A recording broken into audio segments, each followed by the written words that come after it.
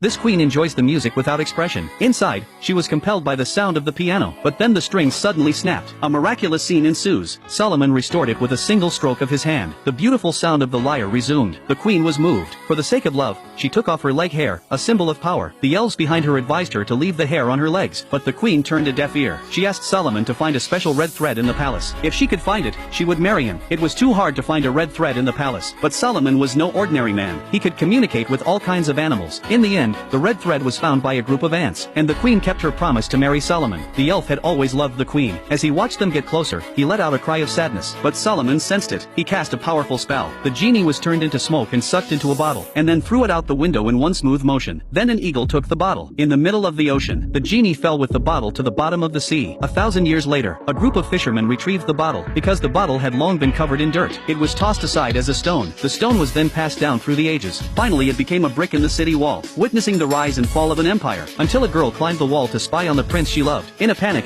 she fell off the wall and the stone fell with her, revealing a bottle wrapped inside. Out of curiosity, she cracked the dirt on the bottle, and the genie was released, but the girl fainted on the spot. Luckily, the genie reached out and caught her. He needed 3 wishes from the girl, so that he could break the curse and be saved. Because the girl loved the prince, her first wish was to become a princess. The genie told her to anoint her entire body with magical oil. The prince smelled it and found the girl. Then the girl became the princess. Meanwhile, she hid the bottle under the floor tiles, to prevent it from being taken by others. In order to keep her position as the crown princess, the girl voiced her second wish. She wanted to bear the prince's child. The genie granted her wish immediately, but the girl didn't understand the horror of power. She was still flaunting herself around. The old king's consort had set up a plan to get rid of the prince, so that her child could sit on the throne. She framed the prince for rebellion. The old king believed her. He immediately ordered the prince to be summoned and killed. When the genie learned of the prince's death, she found the girl. She told her to make a wish and leave the palace, but the girl didn't believe the prince was dead. She ran out of the palace in a frenzy. She was caught by the soldiers. She was thrown into a sack and thrown into the sea. The genie tried to rescue the girl, but the demon stopped him. When the demon left, he jumped into the sea, but it was too late. The girl was already drowned. Because the third wish was not spoken, the genie was still not free, and so he was dusted under the floor tiles again.